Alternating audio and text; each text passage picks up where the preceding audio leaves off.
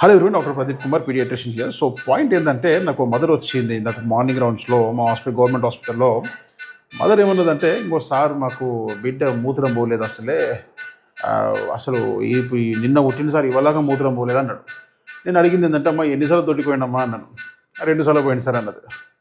నా పాయింట్ ఏంటంటే, ఏ మనిషి అయినా మోషన్ పోతున్నాడంటే టాయిలెట్ రాకుండా మోషన్ పోతాడా చెప్ప నాకు.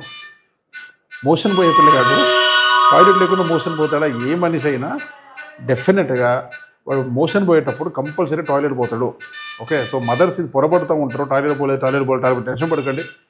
వాడు 2 ఫింగర్ పోయిందంటే కంపల్సరీ 1 ఫింగర్ పోయే ఉంటాడు బాబు.